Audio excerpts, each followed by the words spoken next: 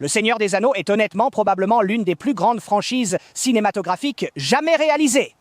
Il est au sommet avec certains des tout meilleurs, mais à quel point l'escrime y est-elle bonne si on l'aborde et l'analyse d'un point de vue historique? Plus précisément, le principal épéiste de la franchise, Aragorn. Maintenant, Aragorn est censé être un maître épéiste. Alors, son style de combat, les techniques qu'il utilise lors des affrontements, correspondent-ils au niveau de compétence qu'il est censé avoir? Eh bien, c'est précisément ce que nous allons analyser dans cette vidéo. Plus précisément, les combats que nous voyons dans Le Seigneur des Anneaux, la communauté de l'anneau. Et c'est ce que nous allons faire. En route!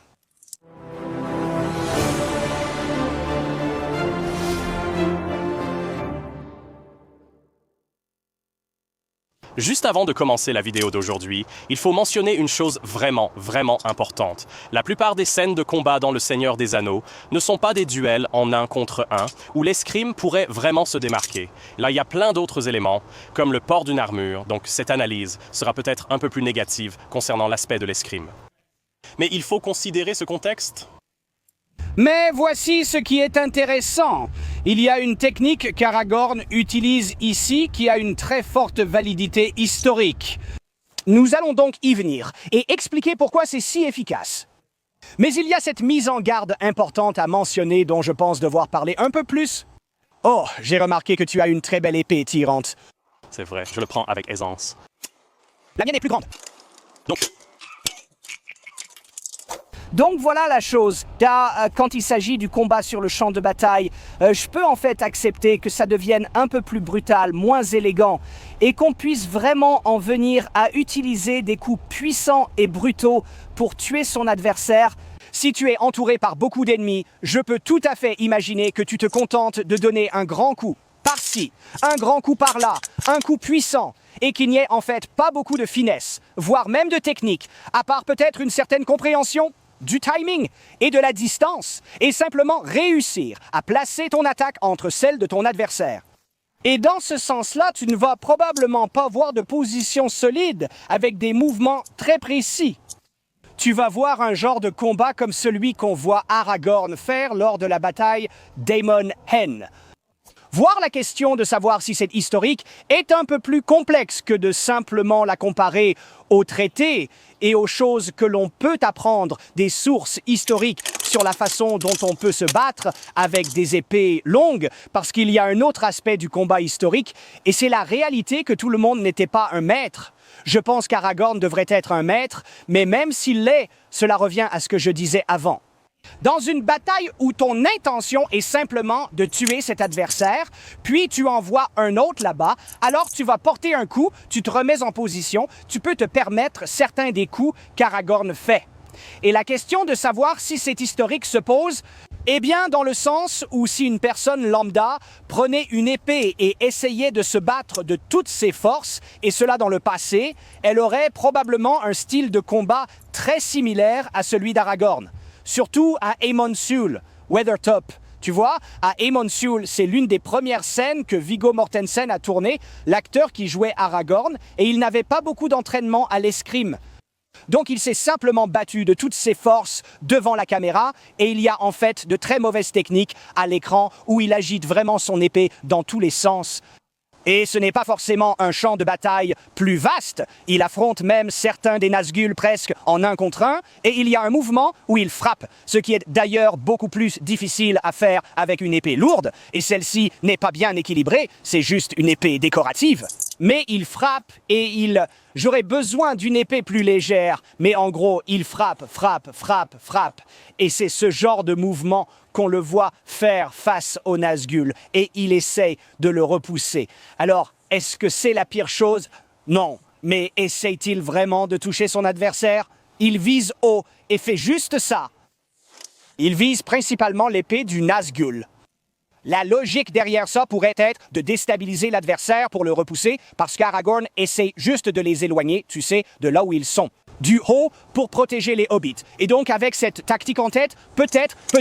Et puis, dans un contexte plus large, il est très probable que des gens dans le passé se soient vraiment battu comme ça, même si ce n'est peut-être pas la méthode la plus efficace, ni la meilleure, ni celle qui est enseignée ou représentée dans certaines sources historiques qui enseignent l'escrime médiévale. Le problème, c'est que je pense qu'Aragorn devrait être un peu plus entraîné et précis dans ses mouvements, dans cet affrontement en particulier, et il montre d'ailleurs cela dans l'un des échanges suivants. Bon, juste pour me rattraper, Tyran, pourrais-tu leur expliquer à quel point ce truc est lourd? C'est un objet décoratif, n'est-ce pas? Cette épée en acier inoxydable n'est pas conçue pour le combat. Toutes les répliques officielles sont ainsi fabriquées. Ce ne sont pas de véritables armes appropriées. C'est une massue, trop lourde, déséquilibrée vers le haut. Ouais. Alors, essaye de faire ça, Aragorn, comme... Tu le sens au niveau du poignet, non?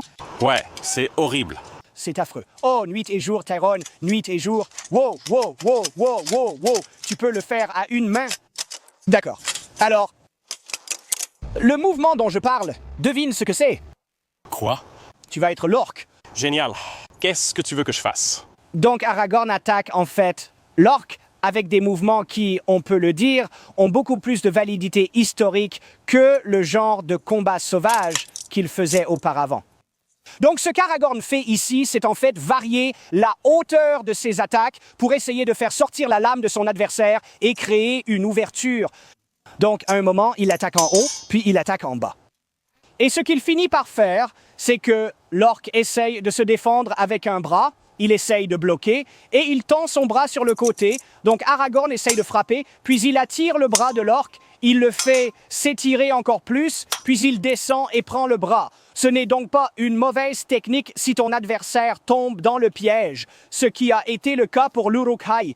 Mais ce qu'on peut voir qu'il fait avec ses mains, c'est qu'il ne fait pas de grands moulinets, ce sont des échanges serrés où il frappe, et il garde ses bras un peu relevés. Tu as vu ça? Oui! Et quand tu commences à garder tes bras relevés, tu protèges mieux le haut de ton corps, ce qui est une bien meilleure forme d'escrime historique. Pourquoi les jambes? Si ton adversaire attaque les jambes et que tu es en garde haute, tu peux facilement écarter ça, parce que les jambes de Tyrone sont en fait plus éloignées de moi que sa tête, puisque mes bras sont attachés à mon haut du corps. Et si tu as une garde haute et que je vise ta tête, tu es déjà prêt. Exactement, exactement. Si on regarde l'escrime historique, derrière le style de combat d'Aragorn, il y a une autre chose qu'Aragorn fait que je voulais tester depuis un moment, c'est quand l'orque sort la dague d'Aragorn et la lui lance, et Aragorn la bloque en plein vol. Écoute, d'après ce que j'ai entendu, Viggo Mortensen l'a vraiment fait pendant le tournage. Je veux voir à quel point c'est difficile, à quel point c'est faisable de bloquer et d'arrêter une dague lancée en l'air avec une épée. Et c'est exactement ce que va être la vidéo exclusive de cette semaine. Nous allons tester ça dans la vraie vie, en toute sécurité bien sûr, pour voir à quel point il est facile de faire tomber une dague lancée en l'air. Et pour accéder à cette vidéo exclusive, tout ce que vous avez à faire, c'est de devenir un soutien pour seulement $1 par mois, soit via Patreon, soit ici avec l'abonnement à la chaîne. Vous aurez accès à cette vidéo et à toutes les autres vidéos Shadiversity de haute qualité et en version intégrale.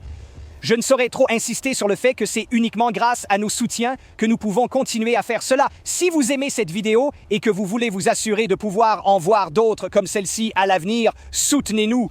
C'est uniquement grâce à nos soutiens. Donc, si vous souhaitez soutenir ce contenu et obtenir tout le contenu supplémentaire, $1 par mois, soit seulement $12 par an, et ça nous sauve, les gars. Merci beaucoup. Revenons à la vidéo. Voici un exemple de ce qu'Aragorn aurait pu faire, qui repose sur une escrime un peu plus fonctionnelle et réaliste, et qui consiste à tromper l'adversaire pour qu'il fasse une erreur. D'accord? Donc, par exemple, regardez ceci. Donc, ce coup vers le bas, c'était moi qui visais exprès à côté pour attirer son épée. Elle ne touche même pas la mienne parce que je suis déjà en train de feinter pour enchaîner avec une coupe inversée. Si je peux trancher le bras de l'orque comme ça, j'aurais aussi pu descendre directement dans la tête de l'orque comme ceci et finir le combat sur le champ. Oui. Donc la technique est solide. Sa cible n'est pas. L'orque était complètement ouvert, complètement vulnérable à un tir fatal directement sur sa tête. Est-ce qu'Aragorn essayait de lui épargner la vie? J'en doute. Ouais. Maintenant, on sait finalement pourquoi. Et cela nous amène à la discussion sur la règle du cool, où parfois je pense que c'est tout à fait acceptable de repousser un peu les limites du réalisme tant que ça ne va pas trop loin, tant que ça ne devient pas ridicule, tu vois? Et je pense que pour la plupart des spectateurs, quand ils ont vu ce coup qui tranche le bras, ils se sont dit « Oh, génial !» parce que c'est suivi d'autre chose.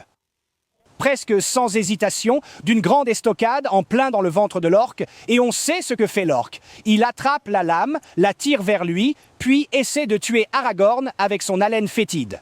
Heureusement, Aragorn a le nez solide et ça ne le tue pas. Aragorn retire l'épée et tranche la tête de l'orque. L'angle, la position de la caméra, la puissance et voir la tête se faire trancher, c'était génial. Donc, en gardant cela à l'esprit, le coup final ultime comportait en fait 3 actions successives. Des coups impressionnants, c'est comme « Waouh !» suivi d'un autre « Waouh !» puis terminé par un grand « Waouh !» D'abord le bras tranché « Waouh !» Ensuite le coup dans le ventre « Waouh !» Puis l'échange où l'orque tire la lame vers lui. Et enfin, la décapitation « Bang, bang, bang !» Ce qui aurait pu fonctionner, c'est de justifier pourquoi Aragorn vise le bras au lieu de la tête. L'orque, quand il tend le bras, il aurait pu essayer de protéger sa tête. Peut-être qu'il a ramassé sa dague. Je sais qu'il l'a lancée avant. Il a aussi perdu son bouclier et ramasse tout ce qu'il trouve. Même en essayant simplement de bloquer avec ton bras, un coup d'épée peut parfois rester coincé dans le bras. Aragorn se demande si mon coup va se coincer dans son bras ou si en lui coupant la main, ça va ralentir le coup sans le tuer. Son autre bras est complètement exposé, alors il le vise. Ça étourdit l'orque et permet à Aragorn de finir avec cette énorme estocade, un petit changement subtil.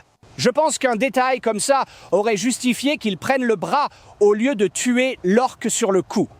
Juste un petit changement tout en reconnaissant que le combat dans l'ensemble est cinématographique.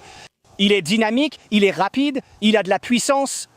Cela ne veut pas dire qu'il ne pourrait pas être amélioré avec un peu plus d'escrime historique.